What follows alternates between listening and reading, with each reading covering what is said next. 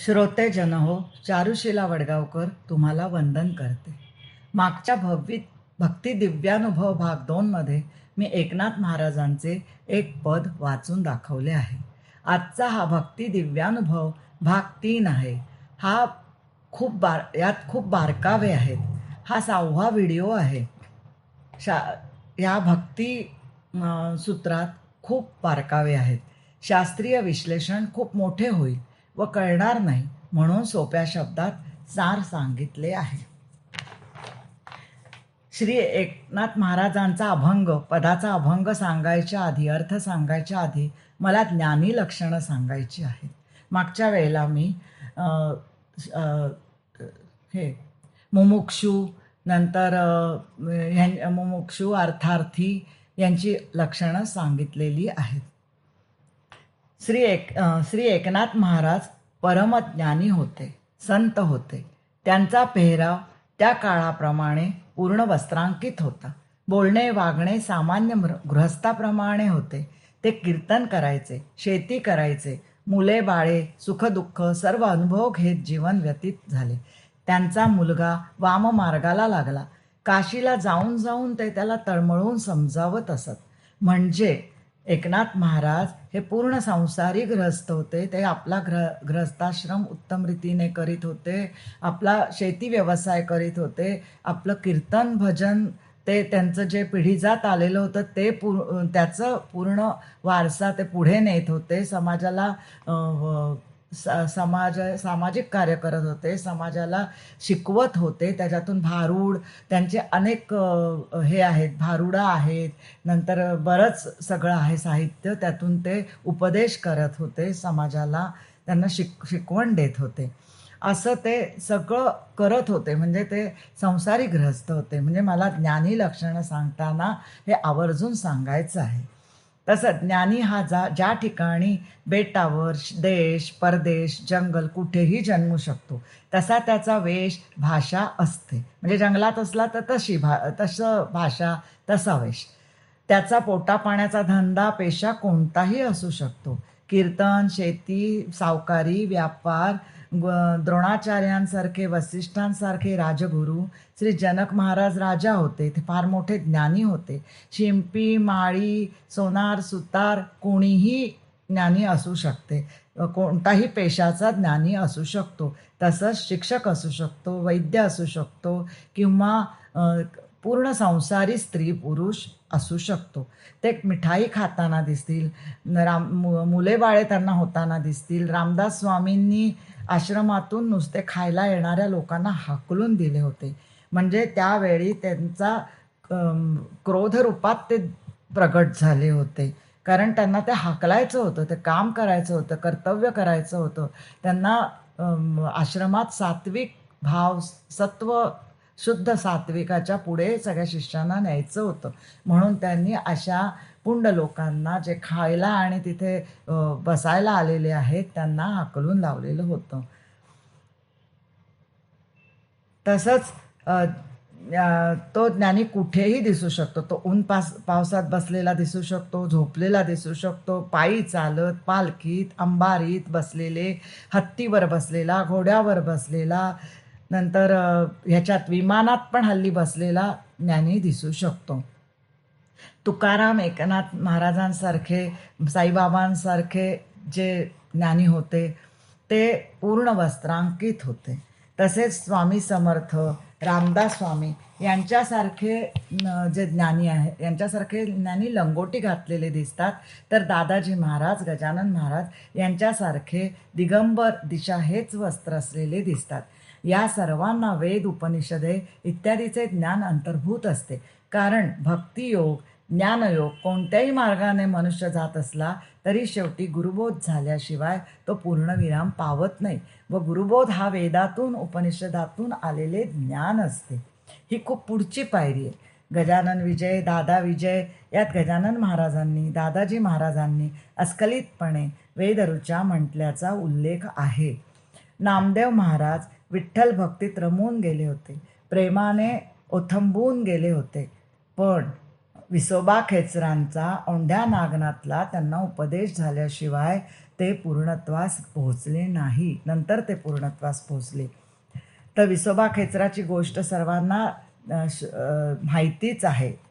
कशी तर नागनाथ आवंढ्या येथे ज्ञानेश्वर महाराज एक गोरोबा काकांकडे, गोरोबा कुंभाराकडे सगळी संत मंडळी जमली होती.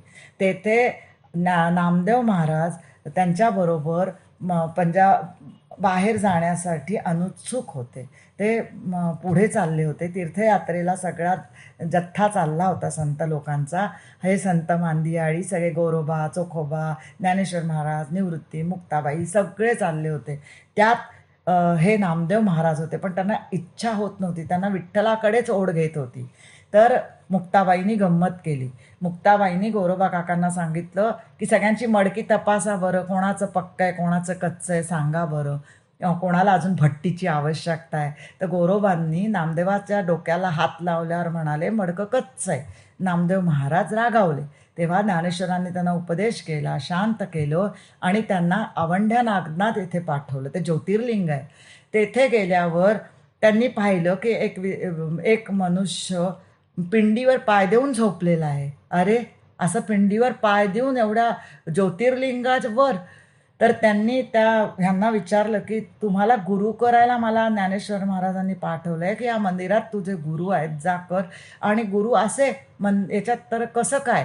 तर त्यांनी दुसरीकडे पाय ठेव म्हणाले. माझे उचल आणि दुसरीकडे ठेव. नामदेवांनी त्यांचे पाय उचलून दुसरीकडे ठेवले तर तिथे पिंड, सगळीकडे पिंडी उमटल्या.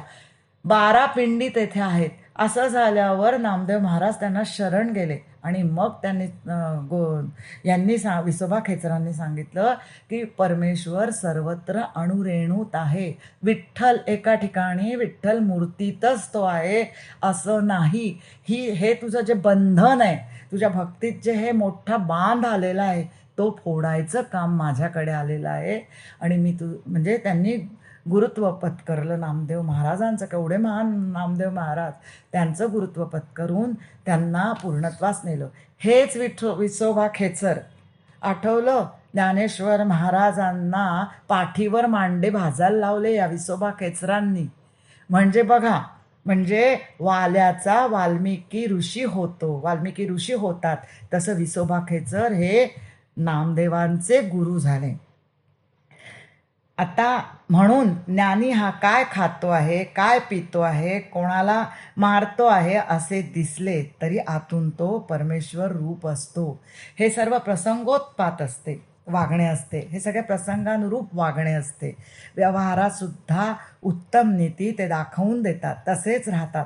म्हणून ज्ञानी सामान्य दिसतो तरी तो असामान्य असतो, महान असतो, परमेश्वर स्वरूप असतो. त्याच्याजवळ जाणाऱ्या प्राकृत माणसाला तो लगेच ओळखतो.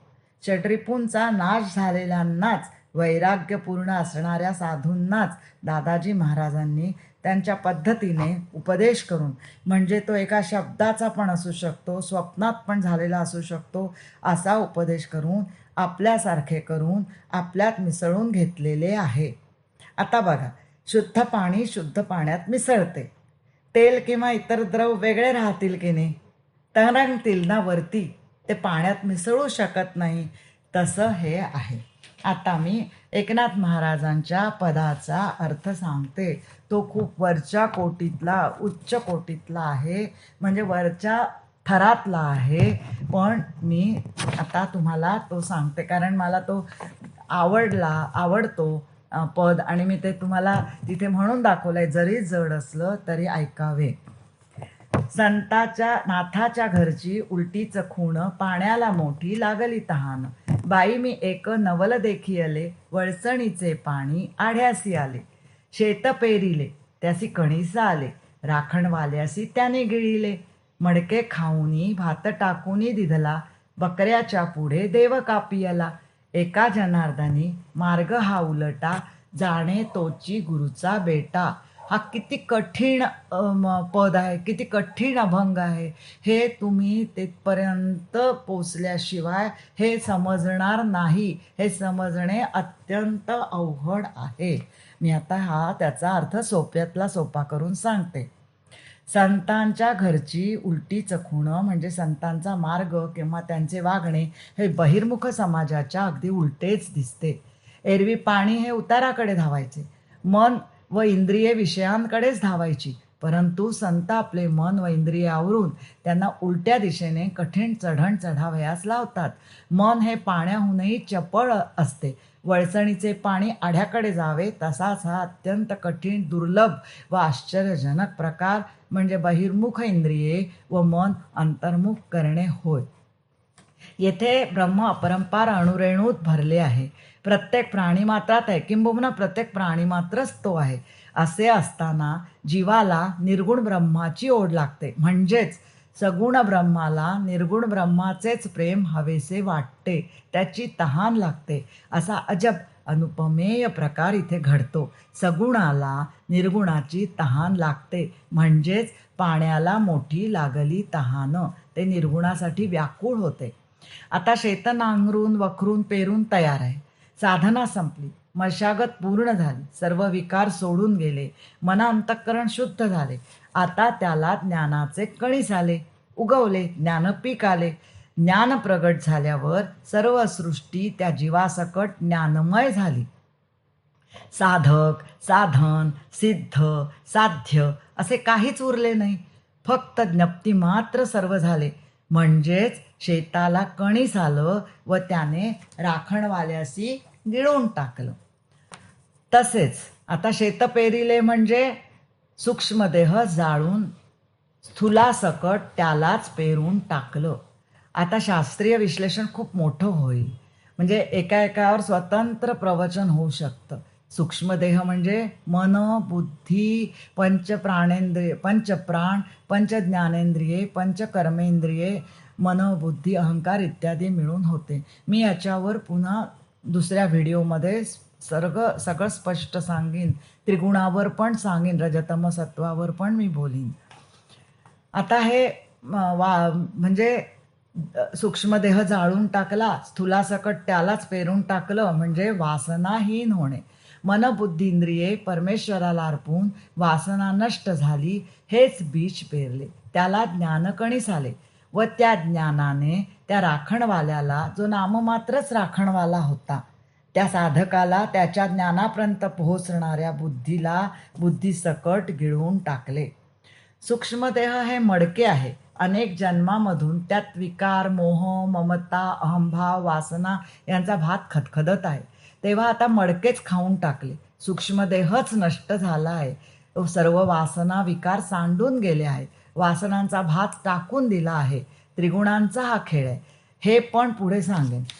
आजपर्यंत देवापुढे बकरा कापत होतो, हा त्रिगुणाचा खेळ आहे. सत्वगुणापुढे तमोगुणाला टाकून देत होतो, सत्वगुण वाढवित होतो व बकरा हा तमोगुण नष्ट करण्याची साधना सुरू होती. आता सत्वगुणही टाकून निर्गुणाकडे धाव आहे.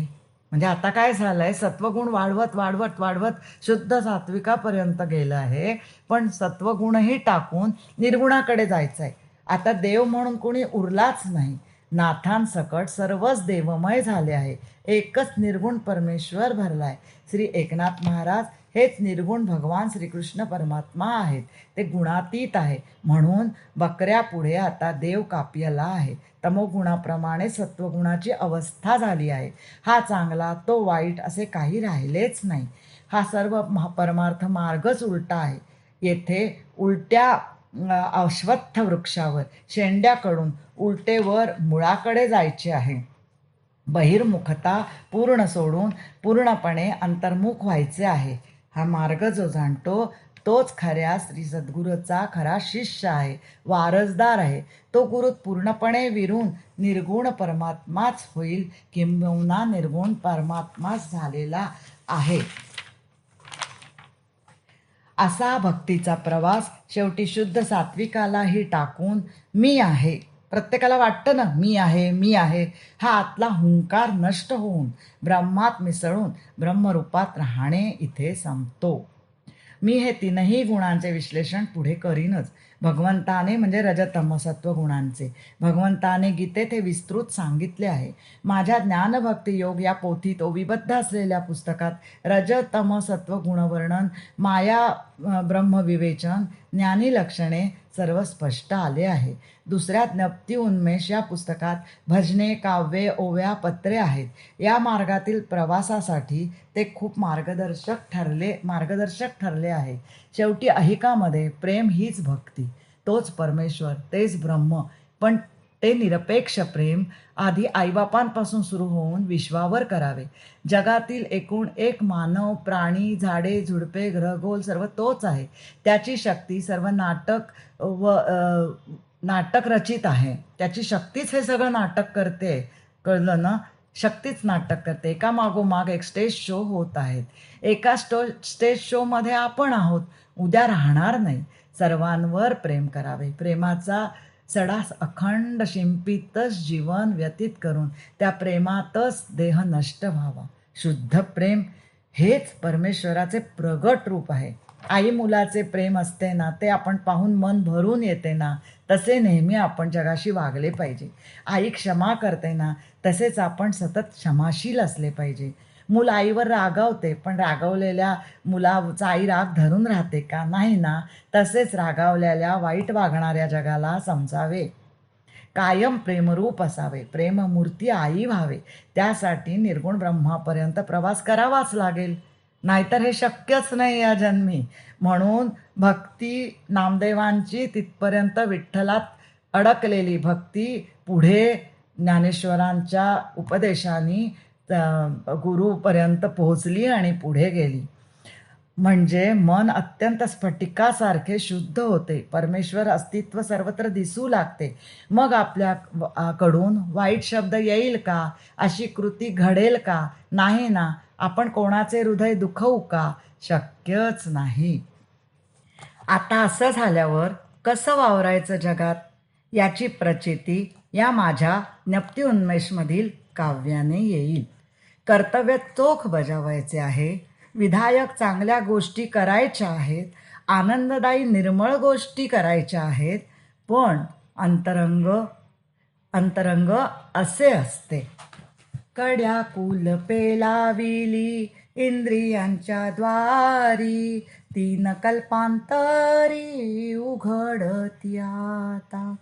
नेत्र पाहती हा विश्वाचा सोहळा, नेत्र पाहती हा विश्वाचा सोहळा. दादाजींचा डोळा दिसे सर्वत्र, दादाजींचा डोळा दिसे सर्वत्र.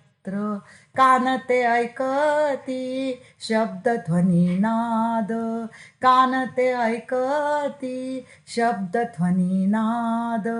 दादा वेदनामात जग बुडे, दादा वेदनामात जग बुडे. नासिका भ्रमरी प्रेम गंध हुंगते, नासिका भ्रमरी प्रेम गंध हुंगते. दादा विश्वपुष्पात बैसोनिया, दादा विश्वपुष्पात बैसोनिया. जिव्हा लावण्य ज्योती पिते दादा घृत, जिव्हा लावण्य ज्योती पिते दादा घृत.